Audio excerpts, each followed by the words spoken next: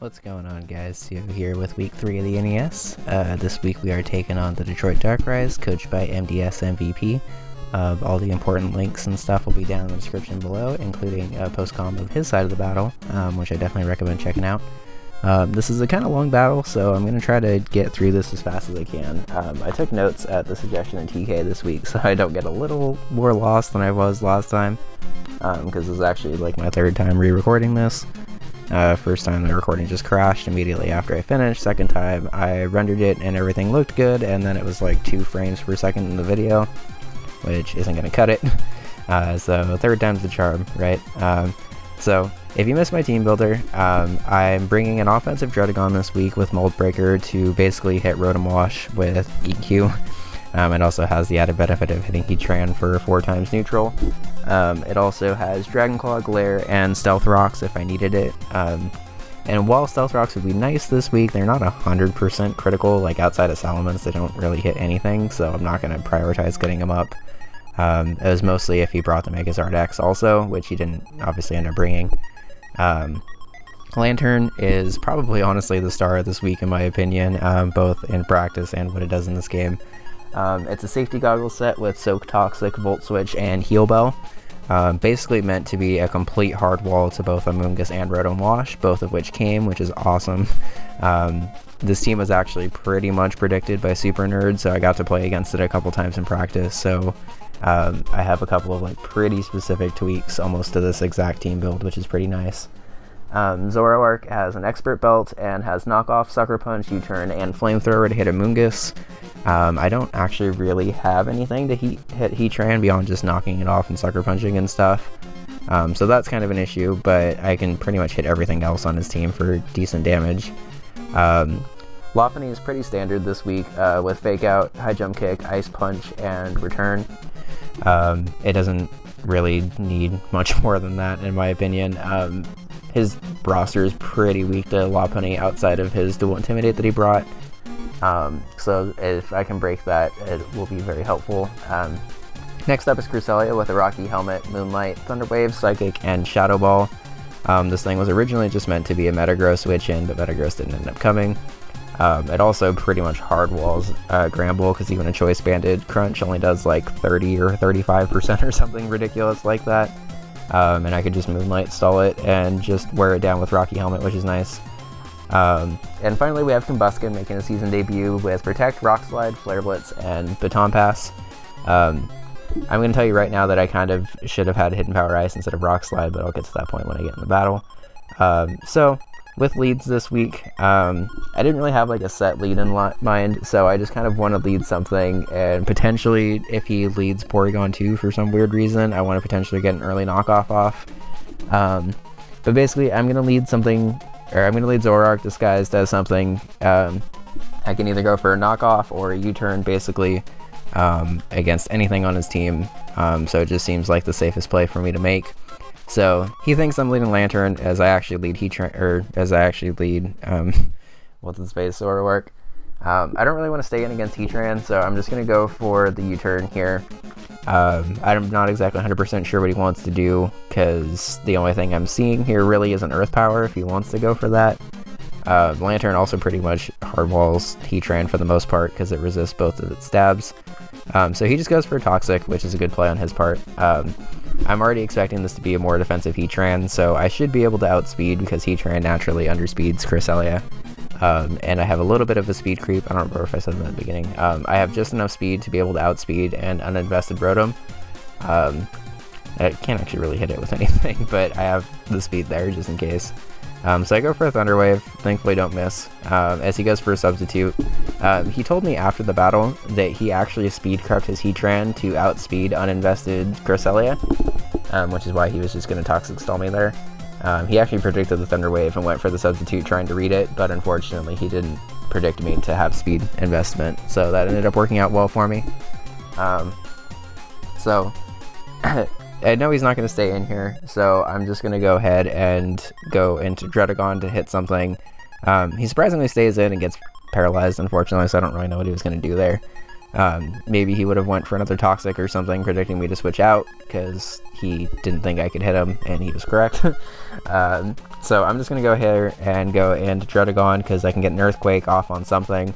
If he goes into Salamence, I actually have the Habon Berry, the Dragon Resist Berry, so I can be able to kill it with a Dragon Claw, even after Intimidate, which is nice, because it's a super effective hit, obviously. And because he's paralyzed, I actually have enough speed in my Dredagon to outspeed a Heatran, which is something you don't see every day. So I'm able to break the sub pretty easily with an Earthquake. I think even like uninvested would be able to break a sub with an Earthquake, because it still does 20% even at -1 to neutral Gramble. So he goes into Gramble and gets the Intimidate off, which is nice for him, I guess. I have literally no reason to not go into Cresselia here and just kind of let the stall begin. He goes for a Heal Bell to get rid of the paralysis, which is a good play on his part, and also shows me that I'm not 100% safe to just spam Thunder Wave like I thought I was. I think Gramble was the only thing on his team that actually learns Heal Bell, so it was a good bring on his part, predicting me to want to status spam, I guess. As you can see, a Play Rough does absolutely nothing to Cresselia. Like, actually kind of pitiful damage, in my opinion. He goes for a double Toxic there, predicting me to switch out again, but really I have no reason not to. Like, he's either going to do nothing to me or do damage to himself. So here, predicting the Heal Bell after I Thunder Waved, I just go into my Combuskin, figuring I can get a free speed boost off and then potentially pass it into something if I want to. I don't actually really need the speed pass this week, because the fastest thing on his team is Salamence, unless he has some random choice scarf like Rotom or something like that. So I don't really need the speed. It would be nice, I guess, so I'm just going to try to get it off while I can. And unfortunately, here's the turn where I'm kind of wishing I still had HP Ice, because he goes for the Intimidate, so I would pass an Intimidate also. I go for a Flare Blitz because it hits everything else on his team. I didn't predict him to go straight into Heatran because I'm a fighting type.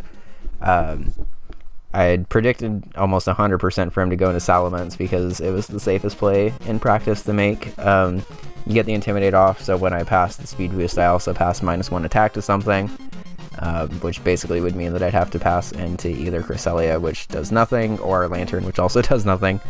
But if I would have had HP Ice, I could have actually 2-hit KO'd here, which would have been pretty nice. I go for a Rock Slide, and even a -1 that still does a decent amount of damage, because I'm actually max attack, max speed. So that's nice. Unfortunately, I'm at ×2 speed, and he's at 0.1 or 1.5.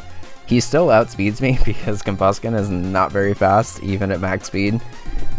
So it's at this point that I have a 50-50 to make. Do I protect, get a speed boost, outspeed, and then potentially flinch him down with Rock Slides? Or do I just go for safe damage, predicting him to Dragon Dance, predicting me to protect, and then I just go for damage? Either way, I have backup options in the back, like I can either fake out spam with Lopunny, I have Sucker Punch on Zoroark, and I have Cresselia to just wear it down with Rocky Helmet if I need to, because it can even take a +2 Outrage from full, which is ridiculous. He just goes for the Dragon Claw and kills Combuskin, taking the good safe play on his part. I wanted to also take the good safe play on my part. I didn't want to protect and him go for a Dragon Dance and then be staring down a +2 Salamence, because nobody likes staring down a +2 Salamence. Even though I have answers for it, I didn't really want to, so I just go into Bailey here and go for a Fake Out. I get a crit and kill, which actually sucks because it means that either Cresselia or Zoroark doesn't have to take a huge hit now. My initial plan in the situation was to go for a Fake Out. I knew it wasn't going to kill because even though I'm adamant max attack, it still only was supposed to do like 30% or something like that. So it kind of sucks that I got the crit there because it did matter. It didn't matter like he was going to sweep me if I didn't get that crit, because I would have just switched into Cresselia and gotten the Rocky Helmet damage and killed it. But it does keep stuff alive and healthy, which is not good for him. So he goes into Gramble, and I just make my super safe double back into Cresselia. Even if he predicted me and went for a crunch there, I still would have been able to live and get a Moonlight off here. There's basically nothing this Gramble can do. I'm honestly surprised he's even staying in still, to be perfectly honest, because there's really nothing that this thing can do. So I'm just going to keep Moonlighting. He's going to keep trying to Toxic, predicting me to switch out, but I really have no reason to. Like, I'm still winning this exchange even though it doesn't look like it, and I am weakening his team to make a Lopunny. Here he actually makes a kind of questionable play, predicting me to Thunder Wave and just goes straight for a Heal Bell, even though he has nothing on his team that's actually statused. I guess he was just trying to get ahead of me there, predicting me to, again, Thunder Wave and then switch out on his Heal Bell. But I instead just went for the Psychic because I was doing the calcs and realized that Lopunny's almost in range now to be able to sweep, which is kind of silly because it's still a little early in the battle.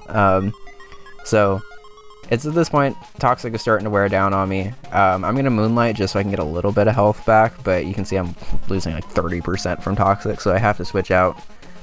Luckily, he switches out into Rotom the exact turn I was planning on switching out anyway, so I just double into Lantern, who 100% hard walls this thing. Unless he has like HP Ground or something like that, he's not going to be doing anything to me, and even then, HP Ground's not going to really do anything. So whatever, I get Volt Absorb, so he's hard walled. He goes for Toxic as I go for one of the most satisfying heal bells I will ever have in a battle, as 3 things are healed. I'm just going to pause it there to let that soak in. I was pretty proud of that heal bell because that means my entire team is now not worn down at all. And it's at this point that Soak is a drawback play, or a no drawback play I should say. If you don't know, Soak is a move that basically just turns the opponent into a water type for as long as they stay in, which sounds really gimmicky, and you may be like, Sio, why are you running that? It makes no sense. Couple of reasons, and you're actually going to see a couple throughout the battle, but the first of which is it turns Rotom into a pure water type instead of an electric water type, so it's now super effective weak to Volt Switch, which is really nice. He doesn't have a Volt Switch in, so there's really no reason for me to not Volt Switch here and get momentum. I'll go ahead and save the rest of the Toxic shenanigans stuff for later. So Porygon 2 comes in because it's the safest switch. I just Volt Switch out into what he thinks is Cresselia, but it's actually Zoroark because I want that sweet, sweet knockoff. He actually completely plays into my hand here, which is what I was hoping for. Zoroark disguised as bulky things, from what I've noticed so far in the season, means that your opponent will basically just try to Toxic it, thinking it's the bulky thing. Surprise, it's Zoroark, and now Porygon 2 does not have an Eviolite and cannot in any universe switch into High Jump Kick, so +1 reason for Lopunny to switch, or to sweep, and Cresselia, quote-unquote, is Toxic, but it's really Zoroark being Toxic, which literally does not matter in any universe at all.